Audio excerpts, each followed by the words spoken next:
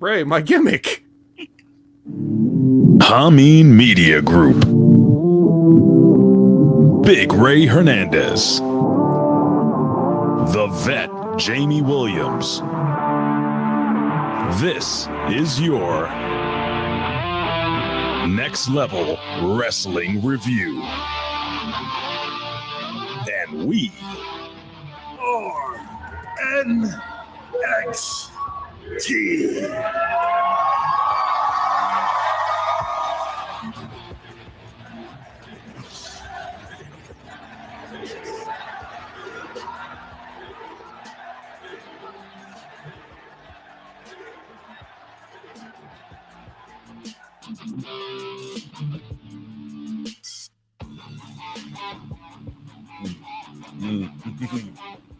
No. Oh, hold on. Oh, God. Oh, shit. No. It's so good. Have we started? Oh, shit. Hold on.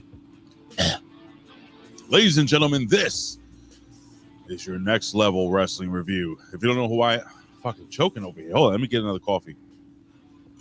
Do I have time to eat one more cookie? All right, hold on. It's your Next Level Wrestling Review, ladies and gentlemen. The last show of 2022 and possibly the most insane year in professional wrestling history. And that is saying a lot. If you don't know who I am, ladies and gentlemen, I'm the reporter of the people. Pundit of the people. Yeah, that. I'm the pundit of the people. Man with a plan, Big Ray here to stay and talk some lucha libre. Sorry, got a little piece of snickerdoodle on my tooth. Whatever, you know the gimmick. Anywho, while I'm eating this cookie, it's my co-host, the Vet. Oh. The Vet. Oh. He's a Rip Rogers guy. Oh. The Vet. Vet. Rip Rogers guy.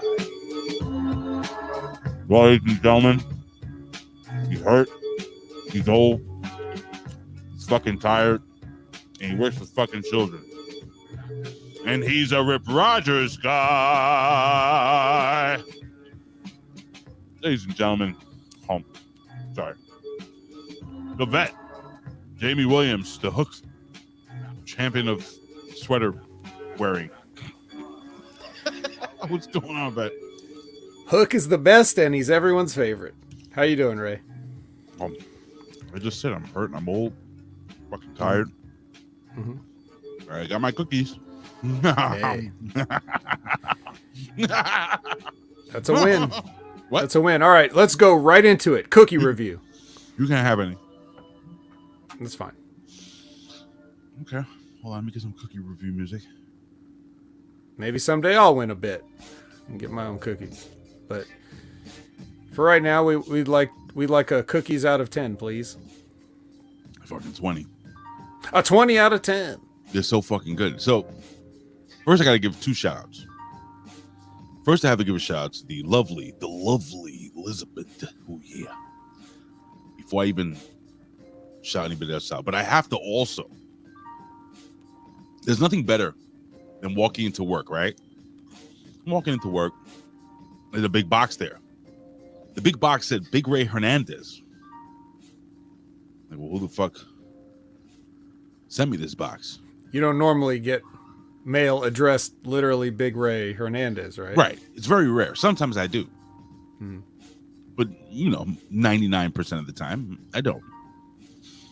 So, anywho, do I have time to have one more cookie or no? Anyway, no, all right. Sure. I'll hold off. No, I'll hold off. So, as I'm walking into work, my buddy Mario, what floor is he on? Everybody? Nobody knows? All right.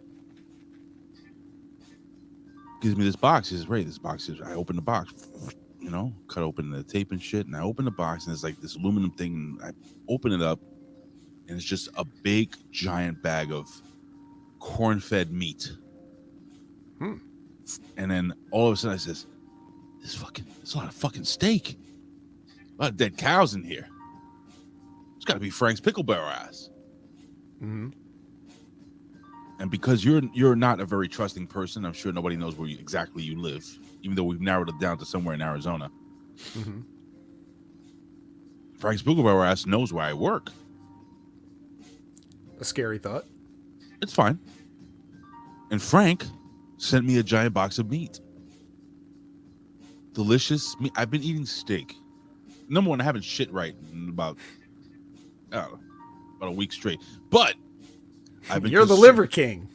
I've been consuming so much red meat that I'm starting to see triple. It's all What's good your name, shit. fella? Triple H. Triple H. But all jokes aside, man, yo, you guys are fucking awesome, bro. Like Frank's pickle barrel ass, I appreciate that. Elizabeth, the cookies are really fucking good. My wife actually doesn't drink milk. She went down and bought some milk. And she was taking the snickerdoodles, right? And she was pushing them to the bottom of the cup with a spoon and waiting until they drowned, until they died, you know, the slow death. And then she would pull them up with a spoon and eat them with the spoon. And there's still quite a few here left. It's a lot of fucking snickerdoodles. I don't know if you can hear the unboxing. Oh, yes. Snickerdoodles. Okay. Can definitely hear it. Did you enjoy my unboxing video? Oh, yeah, sure. You didn't watch it, did you? Actually, I just watched it with the sound off. I watched the whole thing play out with the sound off. Because you know how like when Instagram brings you up the story or something and you just look at it, but it's already muted, and then you're like somewhere in public and you're just like, let me just watch this silently. Bro, you gotta listen. You gotta listen to the sound. No time. Okay. I'm sure it was a lovely video though. The sound is the whole part. Ah. Now Elizabeth says, "Thanks. I'm a pretty good baker." Let me just put this up here. And Frank's pickle barrel ass says, "Snickerdoodles rule. Snickerdoodles rule. They fucking do rule." So yo, seriously, the cookies are fantastic. The meat is delicious. All I need now is a big bag of money. So if you guys want to send me a big bag of money with the gold $sign on it with the 2 lines. Yes, preferably, you know, just dropped off in front of my house after a knock, you know. And it's a big giant sack of cash. Oh, gold or silver. I'll take silver. Little gold coins, a Scrooge McDuck, perhaps. Fucking take some silver and gold. Shit. But yeah, man. So you have any plans for New Year's? I'll be at work, but Me too. I don't really care about things like that. You sure there's not a part of you that gives a shit? Not even a little bit. I actually am resentful of people that think New Year's Day is a holiday and should be a holiday, and it's like, dude, it's just you made up this calendar. This is someday had to be the first of the first. Just get on with your life, you know.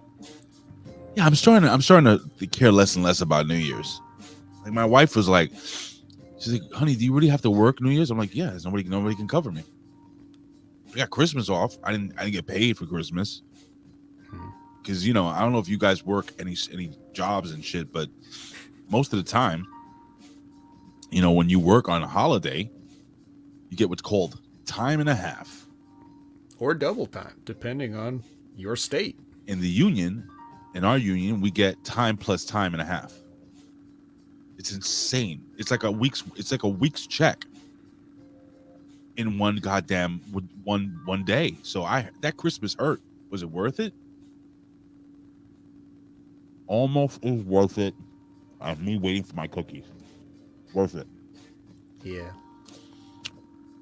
So I'm working New Year's. And my wife is like, "What am I gonna do when the ball drops? Where are you gonna be? Are you gonna be getting home?" No, I'm fucking working. Why don't you invite her to the front desk? So funny that you say that. I said, "Hun, then just come to meet me at work."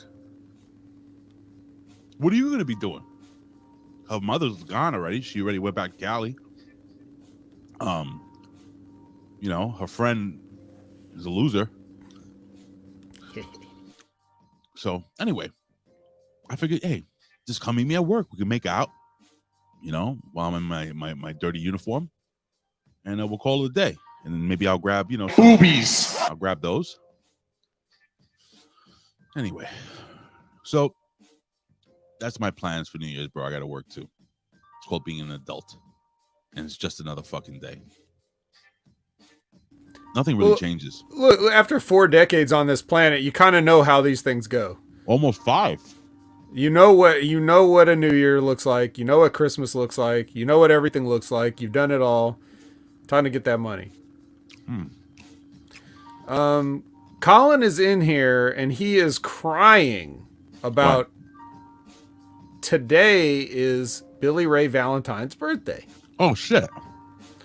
So I would like to be the first one to wish Billy Ray Valentine a congratulations for putting Tecmo World Wrestling at the top of your wrestling games list. Worst wrestling game ever. And I'd rather play WWE. I think he would appreciate that more than a happy birthday from me, as me saying that, to be honest. I'd rather play WWF Challenge. No, you wouldn't. A little bouncing gimmick. No, that was WrestleMania. You're thinking of Challenge was the one. Was that the one where they had the cage match? Like the shitty cage match? Every cage match is shitty, brother. Yeah. Oh, shit. Hold on. Grab that. Hold on. Anyway, I figured it's going to be like kind of a light show today. Nothing really going on in the pro wrestling world as I refresh this and a whole bunch of news just popped up. Well, you want to acknowledge a chat or something? We've been getting away with not doing it, and I don't miss it, but I know it's something you like to always just do. Because we have guests, and we got to acknowledge guests, Acknowledge me. Acknowledge me. Gonna acknowledge me. You there, sitting at home. Acknowledge me. I don't know why it ain't working. Hear this beep? Yeah, what's that? That's supposed to be the acknowledging music. And it's just not fucking working. I can hear it. No, now I'm playing something else. Oh, yeah, I hear that now. At first I thought it was that Benny Hill music because it was faint. The Benny Hill music won't play. I'm hitting it. Oh. It won't play. Nah, it's fine. You know what I could do, actually? Well, you could acknowledge the chat to any music. Hold on. You're a professional. I'll play. Hold on, stand by. Oh, by the way, was those beeps? Was that like this guy's dad? Like that kind of beeps? Hold on. Let's try that. Hold on. Ready?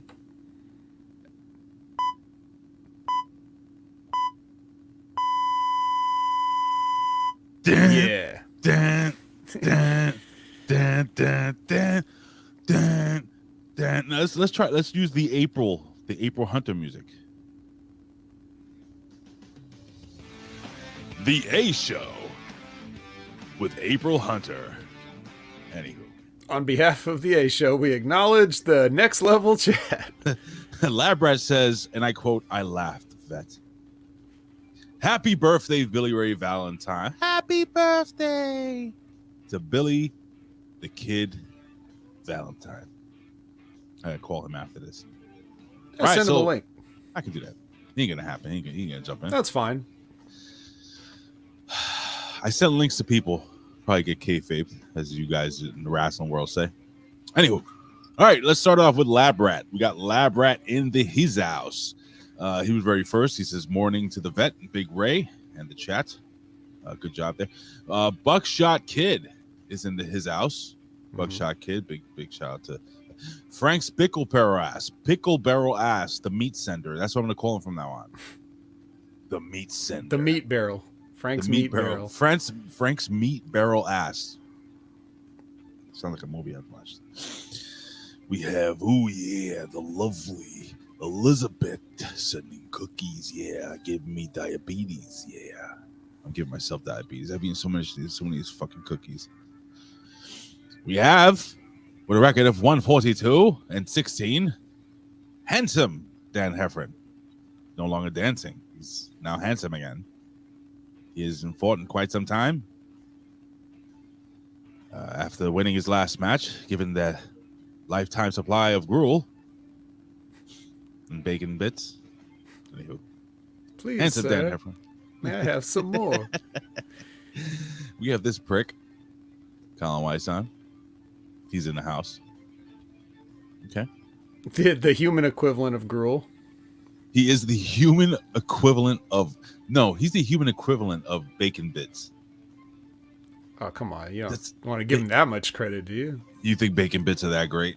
Sprinkle a little Colin on top of a salad? Fine. He's gruel. A taco salad. Taco. We have all the way from Israel. My brother. My Habib. Wait, that's Arab. Oh, no. Moisha. It's Aaron Ben Shlomo. My brother. God bless you, Aaron Ben. Who else we got here? We have the mighty Bobo with his great beard and his giant penis. I've heard. All the way from Canada, or at least in the space, hovering over Canada, we have Canada Spaceman, Crambone. I think, let me see. Am I missing anybody? Oh, what are they testing on Lab Rat today, Vet? Well, you already said Lab Rat, but they are testing Snickerdoodle cookies. Always penis. And boxes of meat. Oh. Okay. Did we say Lab Rat already? He was the first person. Oh, he was the first one, yeah. But we didn't ask what we were testing on. Yeah. Okay, as I roll down here, let me see. I think that might be... No. Am I missing anyone here? I saw someone. And that person was... Where are they? I don't see him. Where are they? Oh, Kevin Panetta. Yeah, I knew I saw that motherfucker. I'd buy that for $1. That's right. Dollar Club Wrestling's Kevin Sexy Time Panetta. Still have never been invited on any of their shows. What? Yeah. Never. You know what? We shouldn't have gone out of our way to acknowledge him after all. It hurts my feelings, actually. No, I think he definitely would. But I've never been invited. I've made a gimmick of it on TikTok. Every time they post a video, I stopped TikTok. I really don't do TikTok much, but I post. Still haven't invited me, guys. So, and Colin says I'm not dollar worthy, and that's what your dad said to your mom when he first met her. Jesus, what are you, blind? Yeah. I win. Damn, perfect. The music ended perfectly there. All right. Well, you know what? Should be one? No, maybe 2. 3 count? This is the 3 count. With today's biggest stories in pro wrestling, world news, pop culture, sports, and more. And now, back to Big Ray and the Vet.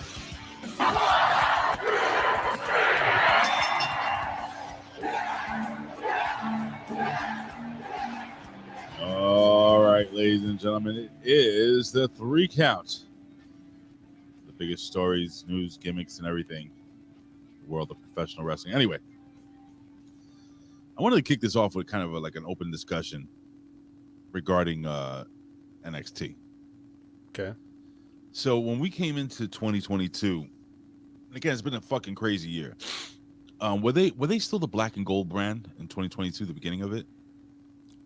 I feel like maybe they were, but time just goes by so fast. I'm losing all concept of it. So maybe the chat can help us out with that. I believe they were the black and gold brand, and I think sometime before the summer, they went to the Rainbow Vomit brand, and now we're like black and gold with like white trim brand. Yeah. Hold on. It sounds right. Yeah, Kevin's putting me over, but still not. That's still not an official invite, right? Would you? Or to the Dollar Club. He said I won $1 this year. That's a start. Yeah. Now that you've won $1, maybe you can cash that $1 in for a guest spot on a Dollar Club Wrestling. So I'm going to ask the chat right now. Chat, in 2022, did NXT start off black and gold and then like quickly turn rainbow vomit, and then it was just crazy. Anyway, I mean, I want to ask you, man, straight up, has there been any difference? I mean, we've watched this shit now for 2 years. From the beginning of 2022, Vet, do you feel like it's been any good, positive differences? Do you think it's gotten worse? Like, I mean, what do you think, bro? Well, the program was kind of just like, it seemed a little bit more serious when it was the black and gold, even though I think the WWE was calling up all the good talent and then burying them, like the Crosses and the Keith Lees of the world. They would call those guys up, do nothing with them, embarrass them. And then she says, all right, so Elizabeth says September 2021. Okay. That's close enough, but whatever. We can still talk about it. But right. It was kind of like it was just kind of like you were left with the Adam Coles and the the Johnny Garganos and the Ciampas and stuff like that. All the people that Vince didn't want. You were left with those guys, and we had to sit there and watch them try to do a 2-hour show with those guys, and it wasn't cool. Then the Vince and Bruce project came in. They decided to clean house. As soon as poor Triple H had a triple heart attack, they're like, oh, well, while he's on his possible deathbed, let's go in there and fuck everything up that he did. And then it became noticeably cartoony. Like Tuesday Night Titans-esque. Like, we're doing some ridiculous shit here that is corny even for the 80s, right? Right. So we got a bunch of new gimmick changes, the whole makeover and everything like that. Artist is late, by the way. Okay. So they did something that felt like more of a throwback to a simpler time that old men could understand. Right. But that those old men had created for children. Vince was thinking about how to sell toys to kids back in the 80s. And I don't know if those kids are the same ones that are watching NXT now. So it was a little bit of a clash of ideologies, I guess. Facts. So you had people that were used to seeing a little bit more of a serious wrestling product. Now all of a sudden you got the unicorn vomit. You got these cartoonish characters. Terrible rap music. Look at this guy standing right over your shoulder there. This guy couldn't have been any more of a cartoonish stereotype of an Italian person. But we just laughed at it because what else are we going to do? Remember when we thought it was really good? Well, we didn't think it was good, but we just... I mean, I can only speak for myself. I didn't think it was good. I just liked it ironically. Like, look, if you're going to be this stupid, I'm going to laugh at it. Like, go stupid all the way. Yeah, like we were making fun of how he's got his interests in all these businesses, like right. How he left the lucrative business with the mob to wrestle. Yeah, at the developmental, like not even Raw or SmackDown. You would think you'd want to be on SmackDown if you're in the mob, but at least, yeah. So we're just seeing like we just saw a bunch of cartoonish gimmicks, and then I think that. Once Triple H came back and took everything over, which may or may not have coincided with a lot of information getting released about Vince McMahon. I don't want to point any fingers. Ooh. What's your name, fella? Triple H. Oh. Yeah, I am. Yeah, coincidentally, after Vince ruined Triple H's little thing here and he's on his deathbed, coincidentally a lot of information about Vince McMahon surfaces. So I'm not pointing any fingers, but I think we can all kind of we can kind of use our brains and maybe speculate on some things that may have happened. And we can continue to see that when we hear rumors of Vince McMahon coming back, then all of a sudden new accusations seem to appear. So, I mean, let's, again, not saying anything, but so to answer your question, Ray, yes, a lot of things have changed, but I think some of them have still stayed the same. We haven't done a complete 180 from the Vince changes yet. We still have to like play some of these gimmicks out. Some people have gotten repackaged, other people have not. Maybe it's a slow process so that it's not such a, because you know when they came in with the 2.0, that was like such a big like 180, like a screeching, like hit the brakes and everything flies into the front seat type deal and everything's messed up. Maybe they want to like take their time and just slow it to a nice complete controlled stop before they start, you know, upsetting the apple cart again or whatever. I don't know.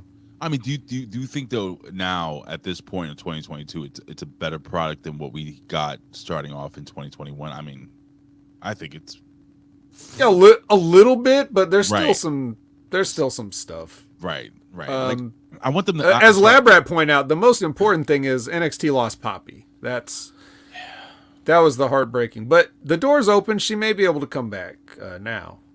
So never say never in this business. We'll see. I think it's a better product now. I still have time. I still have trouble.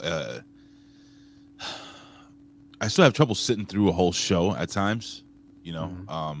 Luckily, I watch it on the way home, so I'm able to focus. But I think if I was home watching this shit, I'll be like on my phone. I'll be getting up to take a shit, you know, drunk. Right. Like, I don't know. I don't know how I would review this shit. I really wish we did this show when it was like really good. When Nakamura was there and Rude and Samoa Joe and I mean that was right around the launch of the network. You know, that was some peak era NXT, man. If nobody watched that back then, so good. You don't know what you were missing out on. Jabba. It was like Ring of Honor, but like with the WWE coat of polish on it. Yeah, it was fucking awesome. I'll tell you, there was no. When I went to the show with Billy Ray Valentine, again, big shout out to Billy Ray Valentine, happy birthday, brother. 48 years old, 2 years older than me. So I don't know. I just made that up. He's actually, I think he's a year younger than me or two. Yeah, when I went to that show with Billy Ray and MSG, man, like that's one of those moments that I won't forget. Like the first time we got to see Nakamura walk out. I think if I'm correct, it's the first time Billy Ray got to see Nakamura live. You know, because I think he'd just come from New Japan Pro Wrestling. He'd only been wrestling with WWE for a short period of time. And we got to see him live, the Bobby Roode Gloria shit. That was incredible, bro. I can't remember exactly what matches we saw, but I remember. Did you get to see Asuka versus Mandy Rose? Because that was going on the loop around that time. I know Asuka was there. We did see Asuka. Bro, my God, think about that, bro. Think about the talent that was on that stage, man. You know, the place, and then like I think I explained this before, MSG has the main house, and then they have like the side house, yeah. The smaller venue. My father used to box in the smaller venue a whole bunch when he was younger. And they hold the Golden Gloves there too, the tournaments there. I was there when I was a kid. Wasn't that good. You're the only person to have ever seen a Golden Gloves. We hear about them all the time, but you know, I'm gonna get my dad's Golden Gloves. See if I can show him on air. He has the Golden Gloves. He won Golden Gloves in the light heavyweight division, and he won the Spanish gloves, which was a big deal back in the day. But anyway, great, man. But speaking of moments, okay, I have a list here of some of the biggest moments in 2021, and I have a couple of honorable mentions real quick, and I want you to kind of just, you know, give your thoughts on them. The moments are 2021? 2022, whatever the fuck, whatever year it is, meathead. Well, if you pull up a list from 2021, what do I mean? It'll be a different list of moments. It would be. So it is from 2022. Okay. It is 2022, the year 2022. And here, there's some honorable mentions. Here we have, was this a big deal? The Forbidden Door being open when AEW and New Japan Pro Wrestling faced off in Chicago? Is that a big deal for you? It was a big deal until it wasn't. Because a lot of things that were advertised did not come through as advertised because of injuries, sickness, whatever. So it ended up being whack, but... I mean, seeing Okada face-to-face with Hangman Page, and... That was not that special. That's a big step down for Okada. You think he'll ever wrestle in the United States, like, permanently? Permanently? No. You think he'll always stay in Japan? Yeah. That's a shame. And then, but it works, too, because, I mean, he'll always be the man over there as long as he wants. But when he comes to America, he'll draw because people don't get a chance to see him. So he has the best of both worlds there. There's also talk that WWE stole AEW's thunder. That, you know, they have Kyrie Sane, who just became, if I'm correct, and this is off the top of my head, I think she's the new IWGP Women's Champion, right? Yeah, they created a new belt, and she won a tournament for it, I guess. Right. They're saying that she may come out in the Rumble this year because, you know, we have the never openweight champion in hard dick. What's his name? Dax Hardcock. Carl Anderson. Yeah, that guy. Who am I mixing him up with? I'm mixing him up with the guys. Dax Harwood, the fat bald guy from FTR. He's fat. If he's fat, brother, then I'm fucking morbidly obese. The non-slim bald guy with the mustache from. He's got a fit dad bod. Like yeah, he looks like, you know, he looks like he lifts weights on weekends. Yeah. Like the dad that works at a construction company. You know, he's real strong grip. He can bust an apple with his palm. Anyway, I really didn't pay attention to that whole New Japan Pro Wrestling AEW thing, but there's something I did pay attention to, and this is an honorable mention. We have five gimmicks here. Okay. Ric Flair's last match. Well, we did talk about that quite a bit back when it happened. I think we'd all like to forget it. Now, Ric Flair just has that WWE documentary come out. I downloaded it on the cock, right? Yeah, I haven't watched it. I don't think I'm going to. He looks like a gay porn star. He's talking about hard dick. Yeah. Yeah, he would be in the bear category, I think. But like a small bear. Because he's not that big. Hold on. A bear like these? Stand by. Hold on. Can you see it? Whoa. Is that a bear? Is that Dex Harwood on your foot? Hold on. Let me put the other one. Oh, my goodness. Goodness gracious. Jen got me some fucking cool shark socks. And she also got me big grizzly bear socks. Oh, nice. So warm. Got all the Apex Predators from the... I got a T-Rex. I got T-Rex socks. We've got the T-Rex. I don't have to ask Liz what movie that's from. I know everybody that's knows from. That one. One of my favorites. Yeah. But anywho, as you were saying. What was I saying? Ric Flair's last match. He almost died. Yeah, it was the drizzling. So, bro, that match was. There's not a lot of matches that I'm watching, and I'm like, oh my god, this man is going to die. If you told me that he did die, and Jay Lethal and Jeff Jarrett were just holding him up, that I would have believed you. like Weekend at Bernie's. Yeah, it's exactly like that. Like if you told me, yeah, Ric Flair's under some voodoo curse or something, it's just, yeah, the worst thing I've ever seen. It's possibly the worst thing I've ever seen as well in the wrestling world. All right, so I got something else here. Last honorable mention.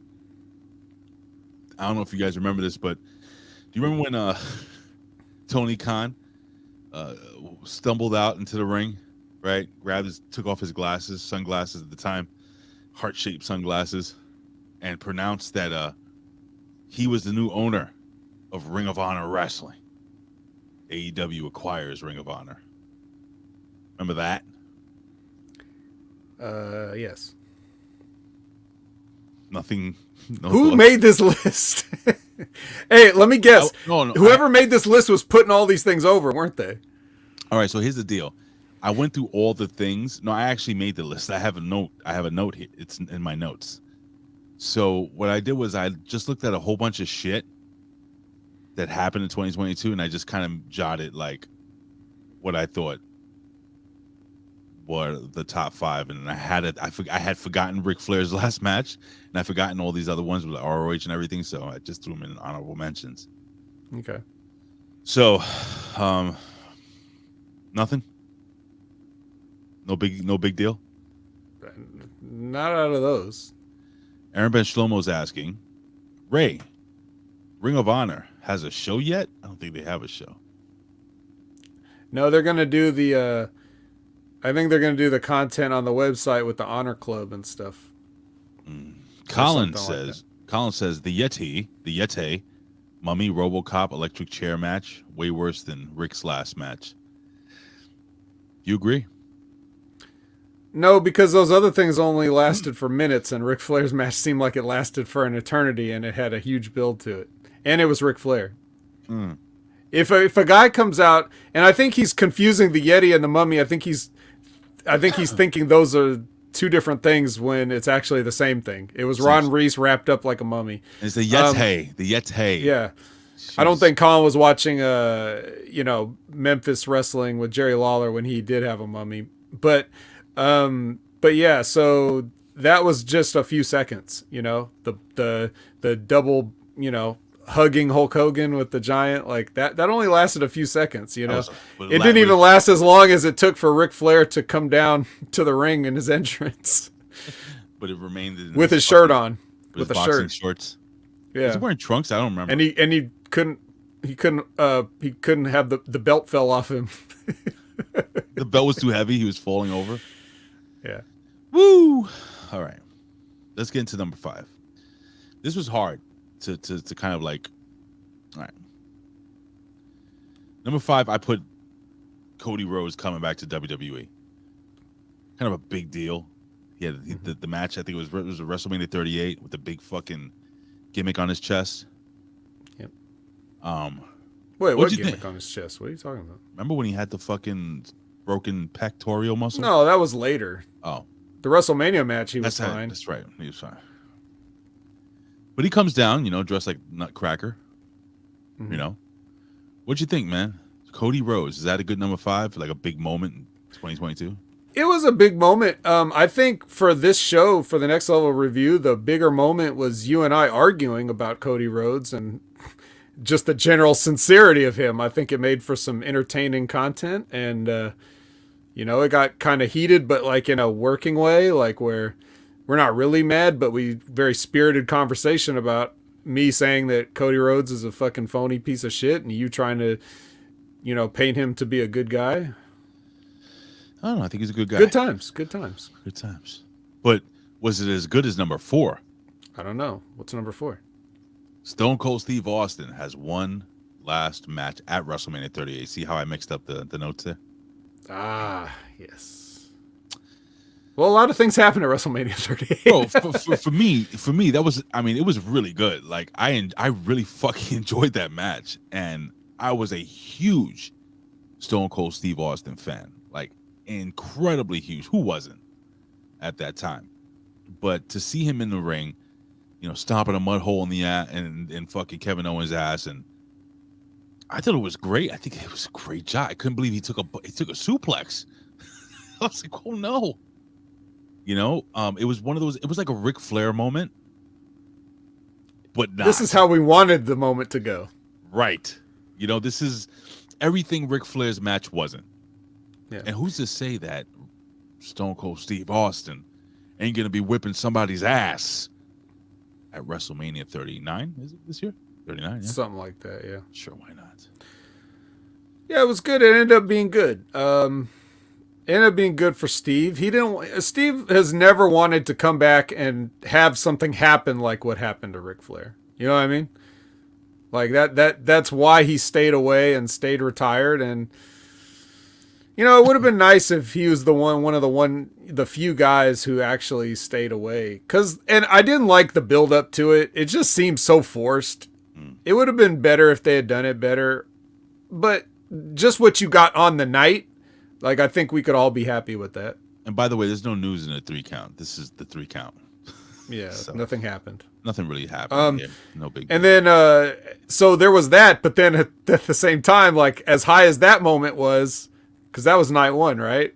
Yeah. And then in night 2, we had to see Vince McMahon come out and have to get involved. And then Steve had to be a part of possibly the worst stunner that you want to talk about a Weekend at Bernie's moment. Vince McMahon stumbling into the ropes and just embarrassing himself like before he would really embarrass himself later in the year. Well, that's going to be in this list. Yeah, I thought it might. There's an honorable mention that I left out and I forgot because, again, these notes are all jumbled, but I'll just throw it out there really quickly before we hit number 3. And that is Sami Zayn, I think, was a huge story this year. Well, you know, I've said this too, like to me, everyone else is coming on to Sami Zayn, like they're catching up to where I was, like, 8 years ago. So you've always been a huge fan of Sami Zayn? Yes, from the moment I saw Sami Zayn as Sami Zayn, because I never saw El Generico in Ring of Honor. I only seen him as Sami Zayn. I didn't know about his previous things. So for me, I've seen his entire career in WWE. Right. And from the moment he got there, I was like, oh yeah, this guy. And only now are people seeing the stuff that I could see instantly back then. So sometimes it takes the world a little bit to catch up to me, but eventually you guys all will. What about you? When did you know that Sami Zayn was awesome? Was it back then in that time that you're... Certainly, it had to be the Nakamura match, if not before that, right? I was going to say NXT. Yeah, that was it, right? When he was wrestling with Nakamura in NXT. I thought Sami Zayn was going to be the NXT World Champion. And he was. Was he? Yes. In fact, I don't remember that. Dude, oh man, we got to have a talk off the air because we don't have time for all this. Am I bugging out? Are you sure? I'm positive because it's one of the things that made me realize. That's right. I'm so stupid. Yes. It was a big deal because it was a very emotional moment. Yeah, he wasn't ever supposed to win the big one. He would always get so close and not win it. And then I think it was Neville. I'm so sorry. Yes. He beat Neville, right? Yeah. Yeah. That's crazy how I fucking forgot that. It's so long ago now. Jesus Christ. Let me see something here. It was, I'll tell you the exact moment that I knew Sami Zayn was main event money. Okay? Go ahead. Down to the second. Okay? It was after he was the NXT champion and he had the defense against Kevin Owens. This is when Kevin Owens had just joined the company, made his debut, and then turned on Sami after Sami won, right? So this is the moment here, right here. Oh, this is El Generico, right there. When he won the NXT title. Yep. Wow. But continue, please. Yeah, wow. So, everybody's in there celebrating with Sami and Kevin, and then Kevin turns on him and leaves him laying right there. And then when they build up to finally have their big, championship match at TakeOver, there's a moment where, Kevin gives him the power bomb and he goes for the cover and he kind of just puts his foot on Sami's chest like this is over, and Sami's getting counted out, and then he kicks out like this. Like it's 1, 2, and then he goes. Like he just raises his shoulders slightly off the mat. Like just barely rolls to the side just to not get counted at 3. And I was like, oh my God, this guy's the greatest ever. You got to see that moment in the context of everything. It was like, fuck you, you're not beating me, but this is all I can do. It's like it's like the last gasp foot in the rope type thing. Yes, but he was dead in the middle. So it was just the look on Kevin's face, like you see what these guys are capable of in these small moments, and you realize that can transition into big money in later moments. And then you see what he's doing now. It's the same thing, really. It's the fact that he understands how to manipulate that audience into feeling what he wants them to feel. Whether it's a kick out like that, or whether it's, being a a sympathetic, like kind of a nerd trying to hang out with these cool guys and be a part of their family. He knows how to relate to the audience in all the best ways, and that's what makes money in wrestling. Well, let me tell you what reminded me. Excuse me. What reminded me? Hold on one second.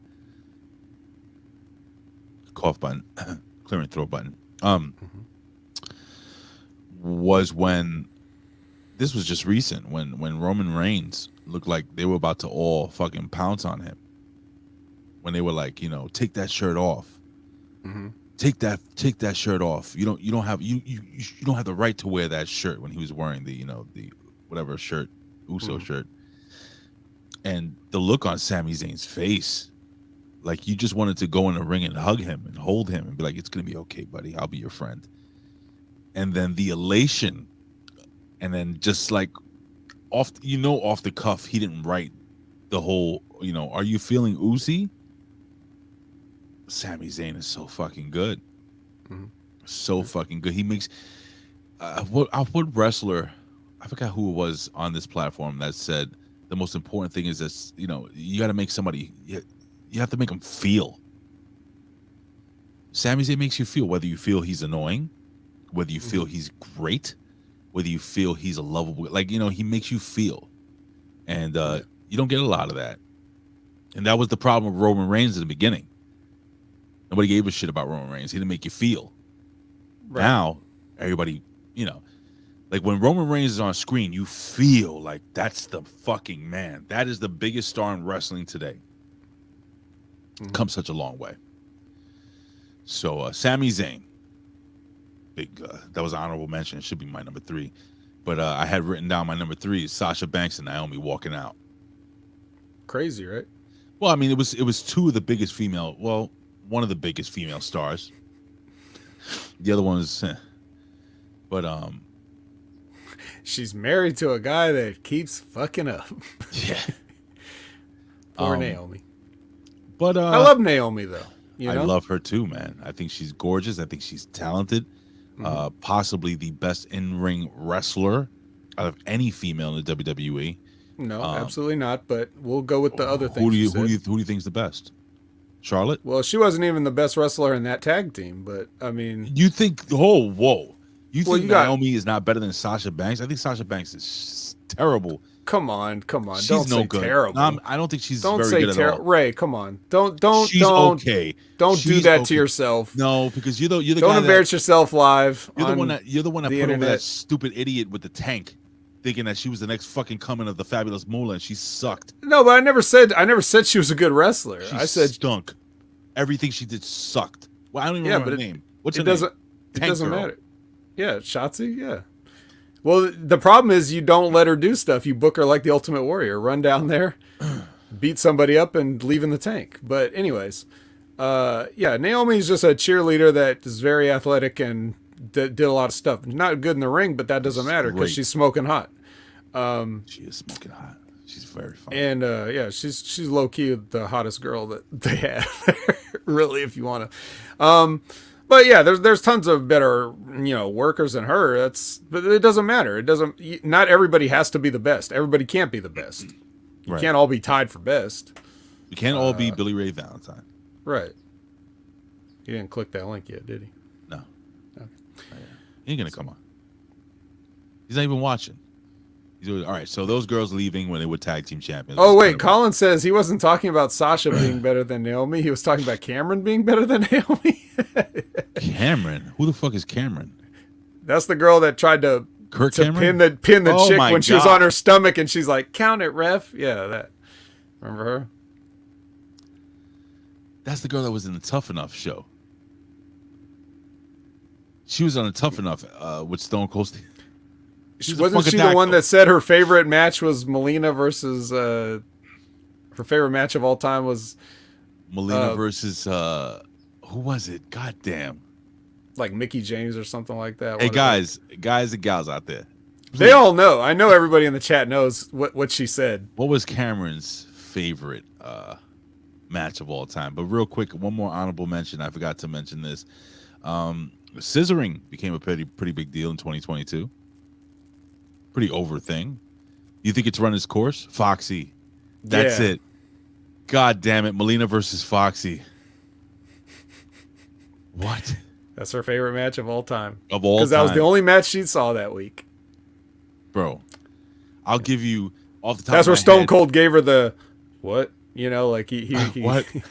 I'll give you Trish Stratus versus Lita in a steel cage to main event Raw. One of my favorite ones. It was a steel cage to main event Raw. Absolutely was a steel cage match. 100%. Don't do this to yourself, Ray. Don't embarrass Bro, yourself. are you again. kidding me?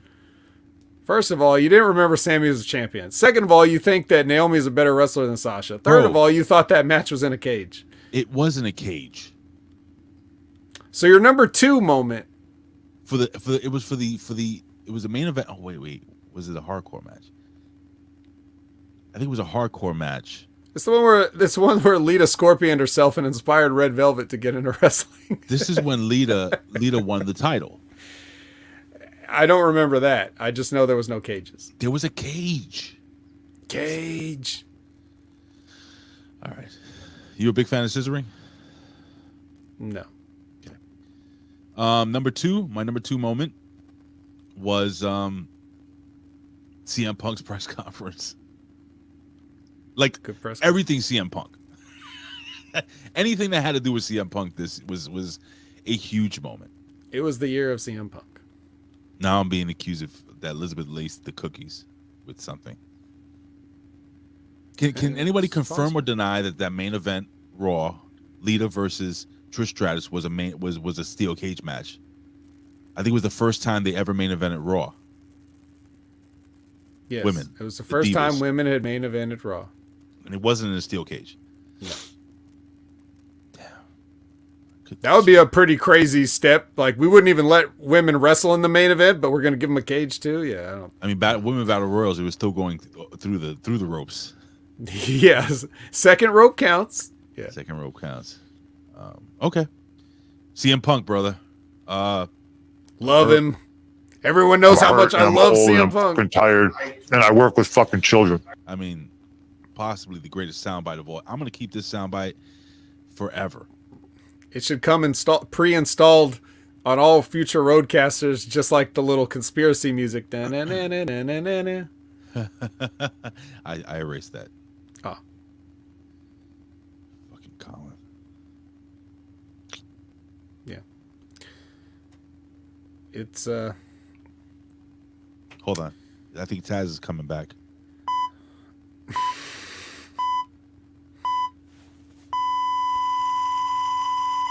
Hey, brother. Did Hook make the list? Did Hook make the top 5? I might just keep this instead of having the Benny Hill music. Yeah, why not? Anyway.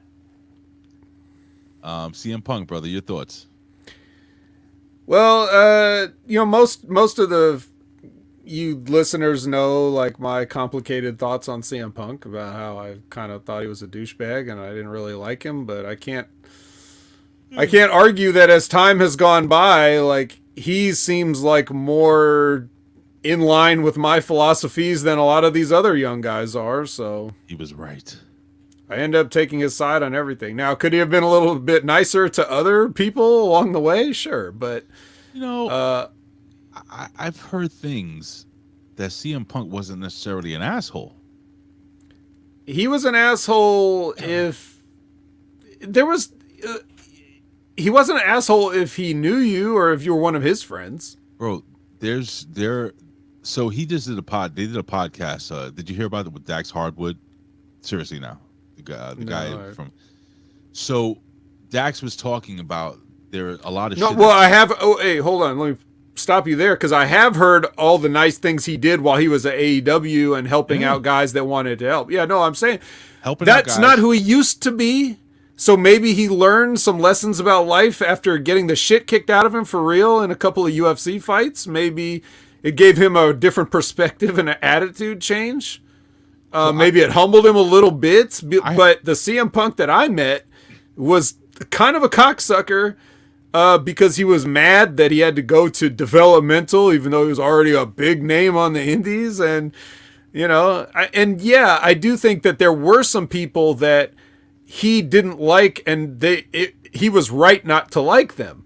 But for people that never did anything to him, he also, kind of rubbed them the wrong way. That's just what he used to be when he was younger. He's probably not like that anymore. I'm hearing that CM Punk was taking people out to dinner, picking up tabs, buying fucking coffee for all the girls all the time backstage, like giving them giveaway gift cards, anonymously giving gift cards out, like, because all the girls backstage apparently love Starbucks, so he was just giving like $100 Starbucks cards to everybody, like taking care of the people, asking people, hey, do you need help with this? Do you need help with that?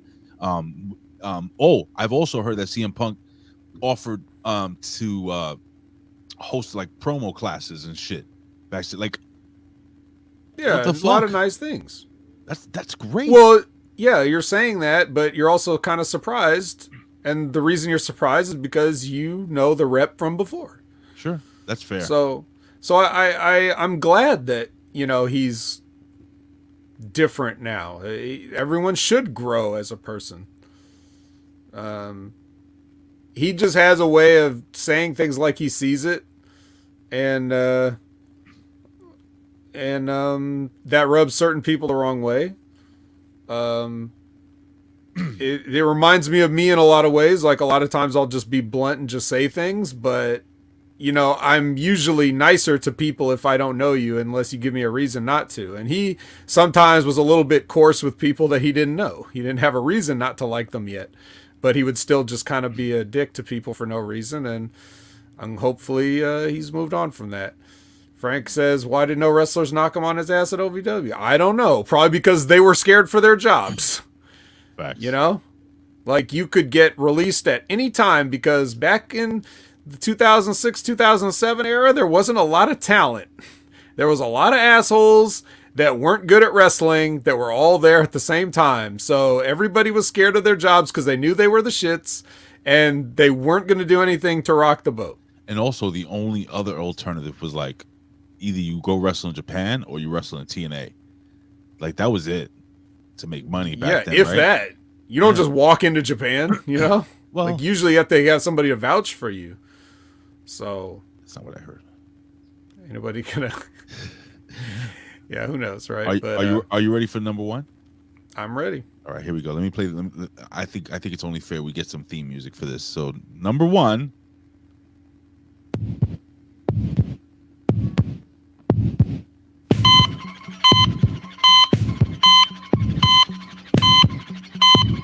Ladies and gentlemen, the number one moments in pro wrestling 2022. Ladies and gentlemen, it was the tweet heard round the world. Vince McMahon retires from the WWE, leaps off the top step, and walks off with his grapefruits in hand. That's my number one. I mean, I don't know if there's a bigger story than that. Can't be. Can't possibly be. Except maybe Hook, even though he didn't debut in 2022, but just him existing at any point in time is always the biggest news. Danhausen, pretty big story in 2022. Yeah. No? Yeah, so we talked about the Vince thing a lot when it happened. Probably over multiple weeks and shows. Like, there was always new stuff to talk about, and people are still talking about it. Every week on the Vince Russo brand, you can hear Ben and Stevie debate on whether or not Vince McMahon is still running the company. They can't seem to make up their mind whether he really is or not, but you can hear them talk about it again. Vince Russo brand, channelattitude.com. And again. And again. But and again. How pathetic was just the actual retirement? Like, after and that, as time goes on, I think people will continue to forget more and more that the only reason this happened is because he was disgraced out of his position, not because he decided that he was just going to leave, and people talking about him wanting to come back like it's just that easy. Oh yeah, I'll just come back. No, you won't. No, you won't. it's this happened for a reason. You were taken down. This was a targeted takedown. You don't get to come back. So can we just stop with all that bullshit? But just the way he did it, where he just the tweet, the coming out and saying what he said and to jump off the steps, like, who the fuck does this guy think? And then Stephanie, like, the way when Stephanie came out and she's just like, yep, so my dad did a lot of stuff and we thank him for his service. Anyway, SmackDown. It's like, that's not the kind of send off you give somebody unless you are just trying to quickly sweep them off the stage like the Sandman at the Apollo. You know what I mean? I think you meant the Sandman, like the wrestler. This is the tweet right here, Vet. Yeah. You want to read that out, buddy? Okay, here's what Vince McMahon's publicist wrote for him. At 77, time for me to retire. Thank you, WWE Universe. Then, now, forever, together, hashtag WWE, hashtag thankful. Yep, that sounds like Vince McMahon, all right. That's a Vince McMahon if I've ever heard it. You can just feel the passion and the years and years of dedication to... I mean, come on. I got to do something real quick, Vet. I got to call my son live on this show. Is that okay? I guess. All right, ladies and gentlemen, we're going to call Aiden. We're going to call Aiden because he doesn't know. He's probably playing 2K22 right now, so. Oh, he's texting me. Hold on. We're going to call Aiden live. Let's see if he picks up.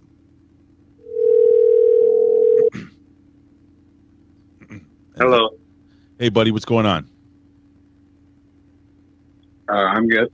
All right. How are you? I'm good. Aiden, we are live here at the Next Level Wrestling Review. Vet, say hello. Hello. Hello. So, Aiden, you texted me in the middle of my show. So what's your question? That's okay. What's your question, sir? I didn't have a question. I just wanted to tell you that I looked at the video that you sent me. Uh-huh. And how did that work out? It worked out good. I felt like I already knew half the stuff already. Aiden, now that you're on, I'm gonna ask you a question. We're going through a list of the biggest things to happen. Am I on speaker? Yeah, you are. All right, take me off a speaker for just like 1 minute so we can hear you clearly. All right. All right. Are you off speaker now? I'm off speaker. I don't believe you, actually. Anyway, so we're talking about greatest moments in 2022 in pro wrestling, right?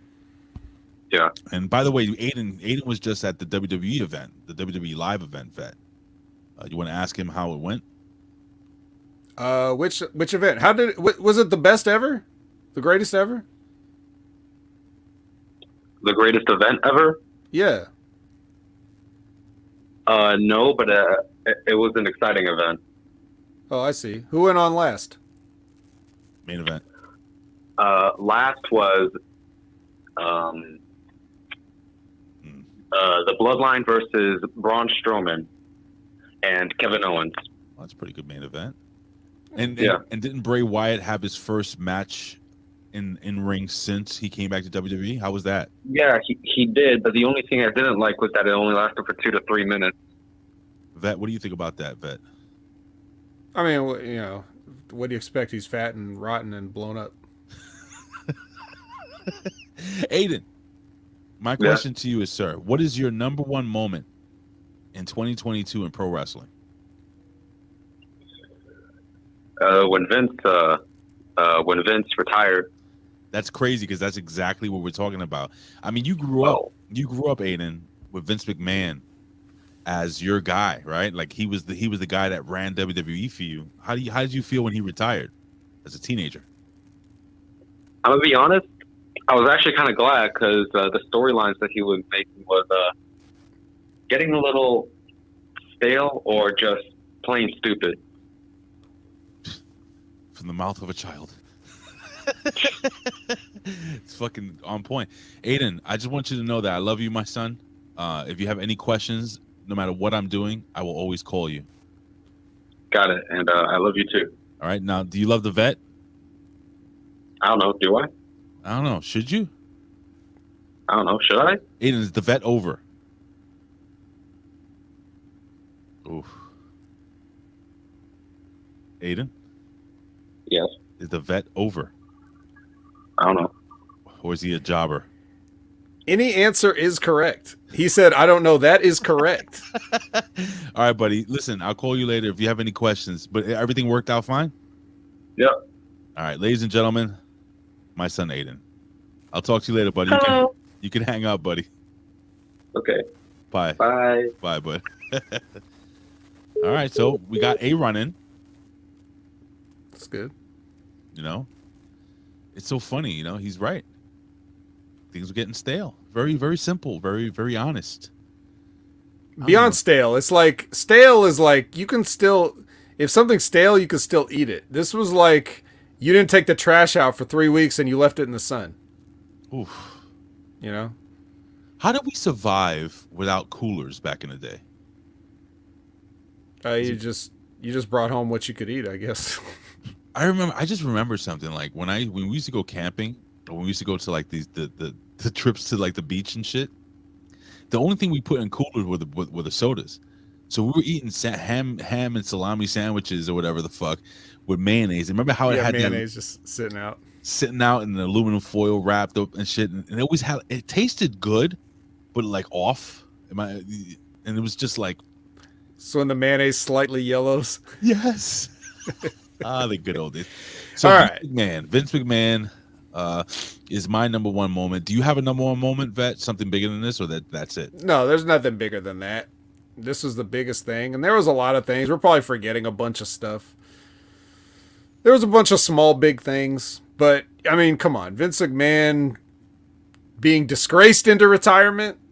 Retiring makes it sound like it's his choice, which I guess technically it was, but come on, let's never forget what really happened. What the hell is that? Hello? The hell was that? Hello? Hello? Hang on a second, Ray. Yes, Ray Hernandez. Who is this? Who is this? Colin? You call? Yes. Why did you call me? I didn't call you. Called me. No, you called me. It literally popped up that you were calling me, sir. Vet, what the fuck is going on here? You tell me. Look, I'll leave. I'm not going to get roped into a RRP right now live on the air, bro. I will back the hell out of this screen. You don't even know. Get your business with Colin done swiftly, please. Technically, you are on a ridiculous random podcast. You're doing a top All right, 5 goodbye, list. Colin. I love you, buddy. Goodbye. And I'll talk to you later. How can you do a top 5 list without having me with my number one? I just hung up on him. That's good. You shouldn't have called him though. All right, so here's what happened. I actually was trying to call Billy Ray, and they're in the group chat. So I hit Colin's number by mistake. I see. So I was gonna call. Should I call Billy Ray before we jump into NXT? I think let's. Billy Ray knows where he can find us. I would love to have him on if he wants to come on, but yeah, I don't think let's not call him and just. I'm sure he's got his reasons. Just like Strangler Steve has his reasons, or bro, anybody else that's not jumping in has their reasons. Let's see if he actually saw. Let me see. He did in fact see the link, and he saw it at scene. He saw it at 2:04 in the morning. So he probably got up, took a shit or a leak. He's like, oh, the fuck is this fucking fat fuck? Oh shit. John Hartnett sending me videos of people on the train dressed in drag, asking me if this is my train, brother. End quote. Anyway, all right, so that was our list, man. I want to do something a little different for the 3 count instead of fucking talking about news, like stupid news stories like Dominic Mysterio is told that he needs to work out. Everybody knows that shit. Yeah, how was that news 2-3 years into his career? Shit. What else? Stupid stories here. What's this guy? The boxing champion. Who's the world heavyweight champion of boxing? What's this guy's name? He wrestled in WWE. Oh, Tyson Fury. Tyson Fury. Tyson Fury possibly cannot wrestle at WrestleMania because of his ties to the Irish mob. Oh, He's not allowed to come to the United States right now. It's just fucking insanity. There's really nothing going on in wrestling, bro. all right. So I guess it's time for N. Can I have a cookie? X. Sure. T.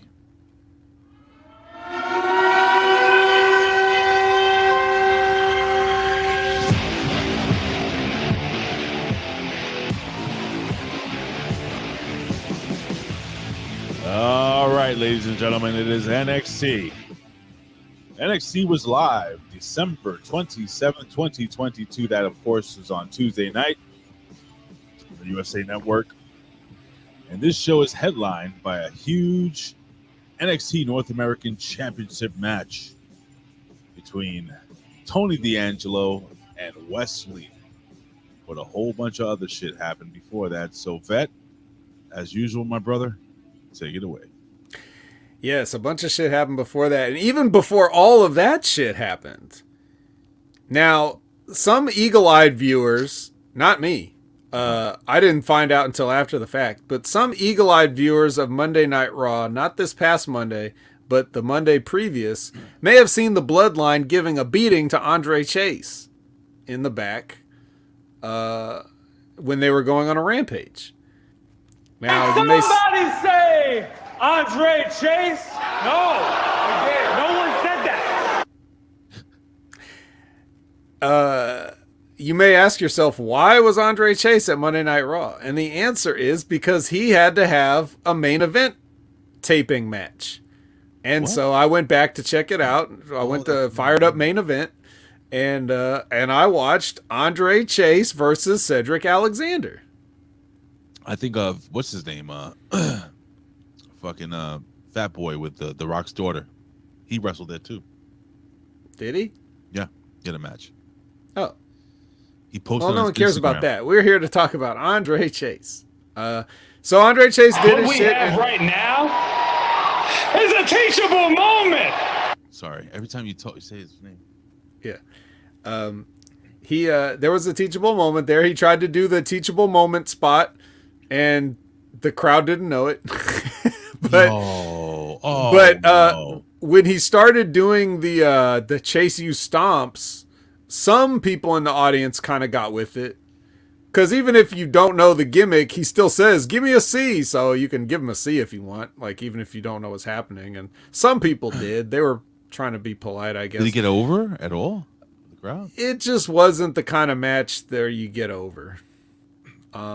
His character. So Cedric went over, and they didn't really do any gimmicks. It was just a babyface match, and so I mean, he tried to get his shit in, but the people just don't know it yet. So wow, that goes to show you how many people are not watching NXT if you think about it. Right. Yeah, another thing we could have done for a year in review is to pull up the ratings and see how much they've sunk over the past 12 months, but we don't have to do that right now. The NXT ratings? Yeah. Yeah, we'll do it at the end of the show. Go ahead. Yeah, but yeah, so that was that. I just wanted to mention that because we're not going to get any Andre Chase on this show. Why aren't we getting any Andre Chase on this show? Because this show was taped probably last week. It actually was taped. Wow. Mm-hmm. Yeah. And there's going to be proof later on as we'll talk about it. But as we're starting this show, we get Julius Creed and the Creed Mine Diamond people walking and talking. What? And then JD McDonough's walking and talking. So they do their little, Saturday night's main event walk and talk thing on their way to the ring, and then they get a match. So we start off with a match. It's Julius Creed versus JD McDonough. I'm sorry. I'm looking at some of these ratings. Okay, yeah, save that. We'll share later. Okay. So McDonough and Julius Creed. This was my I don't give a fuck match of the day. Mm-hmm. Unfortunately, it was an opening match. It wasn't bad. It was okay. It was an okay match. I was shocked that Julius Creed went over so clean. There was two matches that shocked me with their finishes, and this was one of them. That makes sense? He was, about twice the size of JD McDonough. Because that's the thing. JD McDonough in this match, they did have an okay match if It's all right. This guy was the same size as JD McDonough. But JD McDonough kind of kicked his ass and threw him around a little bit. A little bit. And they were kind of working a same size. Now, you can have a match with a guy that's bigger than you as a heel, and do it without just like tossing him around all over the place like your Brock Lesnar. JD did not do that. He treated Julius like they were both 5'7" or whatever. And that he wasn't an amateur wrestler that could twist him into a pretzel as a shoot, right. That's the kind of match they had, and it really didn't work for me. And work for me, brother. No. So, I didn't appreciate that, but other than that, I guess it was all right. It was like an okay match. Yeah, but Julius just straight up smashed over him with the. It was like he got his ass kicked the whole time. Then he hit like one move and then did the clothesline. Oh my God, or oh my Santa. Hey buddy, how's it going? Merry Christmas to you, Vet. How's it going, boys? What's up? What's up, Ben? Ray is struggling to find the music. He's looking for the Ben Hameen drops and got new setups. It's all good, man. Yeah, he's struggling going from Windows to Mac. Ladies and gentlemen, he comes to you from the House of Sod. Ladies and gentlemen, he stands at 9 feet 11 inches tall. He weighs in at 911 pounds. Ladies and gentlemen, he is the Golden Ayatollah, holding championships from here to the end of time. Ladies and gentlemen, he is the one, the only, dropping bombs like they did on Lebanon. Ben Hameen, what's going on, brother? Y'all, man. Glad to close out 2022 with two of HMG's finest right here, man. A banger of a week. And, so you heard Aiden call in? I heard Aiden call in. Aiden, my son was on talking about his the biggest moment in pro wrestling of 2022, and he thought it was Vince McMahon leaving. I can't believe that. I can't argue with that. I mean, you could put the Bucks and Punk fight in there, but that's in there. Yeah, but none of these things are really what's going on in front of the camera. So what moment are we really capitalizing on? It's just more shitty human behavior exposed, I guess, more than it is anything anybody had planned, man. But shout out to Aiden. I mean, obviously he's grown up on this HMG shit, and hopefully he's having a great holiday as well, man. But so far. Yeah, no, I wanted to stop in and say what's up to you guys and say how grateful I am and thankful you guys carry so much weight around here, and there's no way I'd be able to shoulder it all without the hosting help and the tech help and developing new stuff. I think for 2023 is going to be exciting, kind of shaving some stuff down so we can then have a cooler product with newer shows and breathe some new life into things. So I'm excited to talk to you guys about that off camera down the road in the next week or so and get your input on all that kind of shit, man. But last night I got sent a cease and desist. A screenshot by Strangler Steve King. Big shout out to Strangler. Big shout out to actually Billy Ray Valentine too, whose birthday it is today. Infinite Fringe. Billy Ray Valentine. Want to say what's up to him, man. So you damn guys, right, pal. Yeah. Go over to Obi-Wan, one of the worst Twitter handles ever created, and wish him a happy birthday, man, from all the HMG staff, because Strangler Steve smarted me up on that today. So, but last night Steve had sent me a picture of. And forgive me, what's the dude's name who's allegedly got the tattoo? Kingston? Yeah, Idris Elba. Idris enough. Yeah. Enough of Idris. Milfy Kanoa or whatever the fuck. Mm-hmm. So Obi-Wan is what his name is. Before you continue speaking, please. So he was on Facebook. He sent you a screenshot of an NXT talent, and he didn't mention that I invited him on the show today. I'm not sure. I was in the middle of a bunch of stuff, bro. Like I just finished Kayfabeage. Go ahead. Yeah, no, I'm on 90 fucking jobs this morning. No, it's not. This is not on you. This is on Steve. I get Fabe too. What are you gonna do? But that this dude didn't have the tattoo, and then when I zoom in, and it could be because it's from a screenshot from a TV, looks like he's got makeup on over it. I don't know if they made him do liquid skin, or it makes me go, he didn't get the tattoo and he ribbed the dirt sheets and the internet, but it still brings negative attention. So what are you trying to do? But I'm in the dark here, and that's why I wanted to come to you guys to get smartened up here. Very simple explanation, Ben. They taped the show 2 weeks ago, so the tattoo was not at this current time. It was not on his body. Okay, well then that's before I go on other shows talking about it.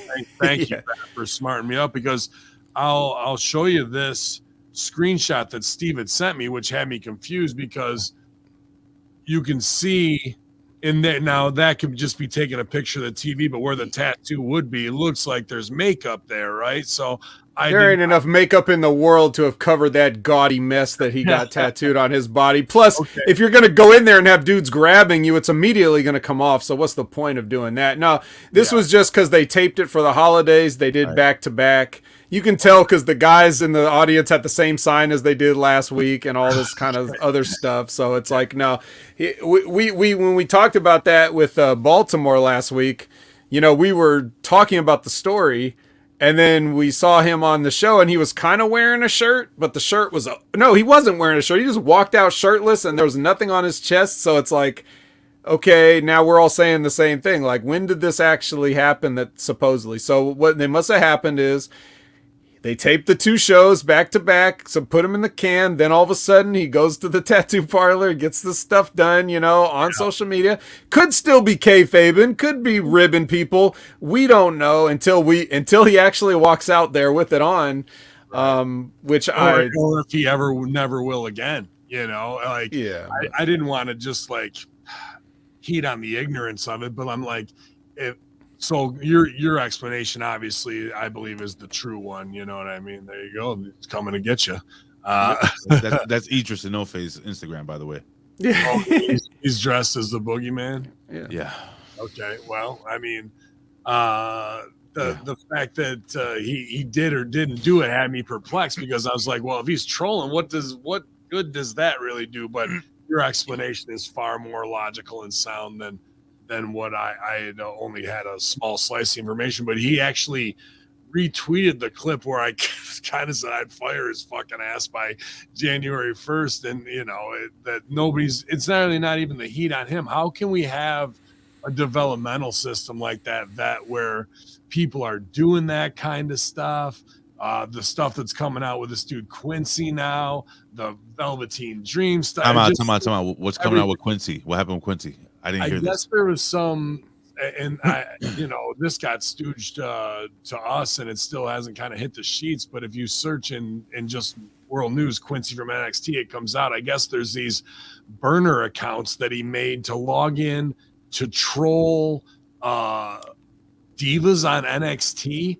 And then when he did it in an account that wasn't a burner account, he's like, whoop, wasn't one of my burners, and like ribs it and then deletes it. But there's this, he says, allegedly there's this group of online NXT fans that are exposing him for being transphobic. I don't know. It all comes down to I see it some here. Weird carnies, queers, and addicts thing but my point is, like, what is going on? I guess maybe I could say it was going on in OVW, because there's guys who are in the fucking clique now that were writing letters to like try and get Nova fired to the office. So this weird shit always keeps going on. But for people to get a giant tattoo, you remember Sean Spears had the Brahma Bull, and so did Kevin Owens, and they both had to get it covered. They got it when they were fans. This guy's in the system, bro, getting this thing. That, like, I couldn't imagine anybody at OVW being that fucking stupid to show up, get signed, and be contracted, and then do that. It just speaks volumes to me of how loose the system is and how there's no leadership that is instilling the right kind of fear, the right kind of respect. What do you think of that? I really don't know what to think, bro. That's why I'm sitting here instead of sadly trying to just grasp onto a moment of glory, like so many other people did and have, and people that had things thrust upon them and threw it away because they were more concerned with hanging out at 4th Street Live than learning how to fucking not be the shits. Yeah. So I couldn't even begin to tell you what goes through their mind. I'm sure if we had more social media at the time that we were at OVW, we would have seen more stuff from more stupid people. We would have seen stupid tweets. We would have seen a lot of more of these things because the marks are everywhere. But I don't know. I mean, OVW is still going strong, and I don't see anything but good stuff coming out of there for whether it's Mob Ali Shira. I love the veteran Jack Vaughn. You gotta love that shit, right? Like that satire is great. And then Mr. Pactacular. So I think they've got a goddamn smart hold on using it as a promotional tool. Meanwhile, we got Xia Li coming out in a black hoodie. Then she comes out as Mortal Kombat, and then she's taking sexy snaps over her ass with a pose photographer in her Florida house. I'm just going all in the same week. Or the fact that like we can't have a Christmas without now 6 divas from NXT to guys' wives in see-through negligees. I mean, hold on, that's okay. There's nothing wrong with that. All right, leave that alone. For her part, for the example that you brought up, like she's been who she is since she came to the States. It's them that's putting on these gimmicks of her. That's them telling her to jump the rail in a hoodie. She's always posted Instagram pics of her working out and sweating and riding bikes and, you know, having fun and just really living the American life, you know, like she's totally into it, but they can't see her as anything other than, oh yeah, you got to be Raiden from Mortal Kombat. You got to be Kung Fu knee. Yeah, Kung Fu knee. What even is that, bro? That's not a guy. That's Kung Fu. Yeah, so she for her part would probably just be fine being a regular wrestler, but she's just doing what she's told and smiling the whole time because whatever, the check's clear. I don't know. As far as Idris goes, Kung Fu knee at this Kung Fu knee. There's no I can't get mad at Idris because I brought this up when again, we're talking with Timmy last week, like you got to clear a lot of levels to get something like that done. So I guess they're okay with it. And even if that's done, or there is no level clearing anymore. Yeah, maybe there's no level clearing, but I think there is. And if he's really a company man, then he knows that. He would have heard. He would have heard the stories about the guys that got cutthroat, and they're like, he's like, I want to get the brand. They're like, sure, go ahead and get it. See what the fuck happens to you. But here's the thing, like you're just gonna have to justify it to yourself. Like, look, if he loves WWE that much, he should be fine having that tattoo, even if he is fired, because he still loves WWE. So whatever. Like, I don't get tattoos in general. I would never draw on myself. I'm not a child, so I don't get tattoos. But that's me. So if he wants to do that, I can't relate to it in any fashion. I guess we'll see what happens when he. Big raising Aaron Judge's number right on his forehead. Hold on. Right here, all this. Shut up. I got Idris Anofe's reply here on Twitter. Yeah. It says here. Yeah, I saw this. There's nothing wrong with getting branded tattoos. I get at WWE, so he's tagging WWE. I get an at WWE tattoo, and y'all want to clown me. Others get a Pepsi tattoo. This is right there at CM Punk. Yeah. And y'all don't say nothing, okay? And now he's eating cereal down there. So well, if you're waiting for the response, CM Punk was not a Pepsi delivery man and didn't work for the company to be branded like an idiot and that. And if Pepsi had a locker room, I doubt it would be nearly as cutthroat as the performance aspect of WWE, where everything is a test. And it's not the fact that you love wrestling or you're pumped about you're accomplishing your dream of getting to WWE. Bravo. It's the fact that you are that ignorant to the situation you are walking in, swimming with the sharks. And your education prior to that in what they made you believe is a third brand is nothing more than developmental. You are in college. However, they are not teaching you the true lessons that you would learn on the main roster. They did this shit to Devon Dudley, not letting him perform on a goddamn show at the E Arena, but Shinsuke Nakamura can go and perform with Great Muta in Japan, or Ray can go to AAA. So there's all these double standards, and the fact that they're going to give you enough rope to hang yourself or cut your own throat and sharpen their knives and hand it to you, that part is scary to me, because when the developmental system I came through, that would be instant death, bro. It's the equivalent of committing Harry Carey in front of everybody. It is rough, man. And you're trying to pawn it off in a tweet with the Pepsi symbol is apples and oranges when it comes to the scenarios you're trying to gaslight there a little bit. Yeah, also people did talk shit about that tattoo and his Cobra Commander tattoo. It's just that's old news. That's 20-year-old news. We're done talking about it. So you just did this. That's why we're talking about it now. But yeah, I don't know, dude. The whole business is fucked up. Whatever. What am I supposed to say? My point is, that's one of kind of like 3 or 4 known infractions that have happened in the last 2 months, and of you and I just knowing another way of things are, and to see that happening under the watch of Shawn Michaels, under the watch of Prince Albert and Sarah Stock or whoever, and like, I just don't know how that knowledge is not being passed on. That would be something you would never even want to consider, let alone carry out. Shawn Michaels, the guy that said that if you do a test of strength, people will walk the fuck out. That Shawn Michaels. Like, they're all out of touch, dude. They're all out of touch. Shawn Michaels is out of touch. Prince Albert never was in touch. I don't know who the fuck Sarah Stock ever was. So you got me. Yeah, you got me swinging. Oh shit, man. Did you get anything good for Christmas, Ray? Got this fucking sweet diamond blinged out. Look at that. Rock and rolly with the ice bezel. Jen fucking shocked me with this one, bro. Nice. I didn't think I was gonna get anything like that. Like I had told her, hun, don't get me the MacBook because it was $2,000. I said I have money. I'll buy it on my own. So she comes out, she gives me this fucking big ass gold bracelet with diamonds in it. I'm like, holy shit, man. That was fucking cool. Yeah, hell yeah, you deserve a little ice, that was man. Cool. And the MacBook thing, A, is a tax write-off, and B, you're gonna make 20 times the money off of it as a working tool. That thing is nothing more than another awesome paintbrush to paint with. I'm glad you got it, man. I'm looking at it right now. So and you got a tin of cookies from Lisbon. So check this out. So and it came in like this nice. Look at this. Look, Ben. There's still a lot of cookies left. You want some? I actually got some good edibles from my sister-in-law, so she hooked it up big time. But I'll humble brag back to you because I got to show the gift, man. Because it's such a good gift. I'm hurt. I'm old. I'm fucking tired.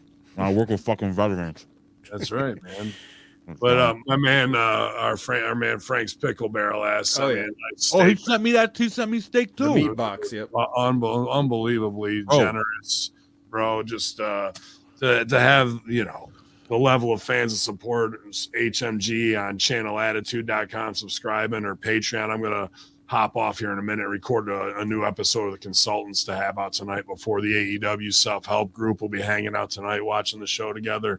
It's awesome, man. I love the interaction, and it keeps me fired up. And I just needed the clarification, and Vet, you solved the mystery, man. Oh, send Hook, baby. You got to. But all my thanks to both of you guys, and all the best wishes for the new year, guys. And we're going to do some fun stuff here coming up soon. Of course. Looking forward to it, man. All right, y'all have a great rest of the show. Hold on. Hacker on me. You can't just go like that. I can. Come on out, you rapist! Wow. I guess Ben Hameen's gone.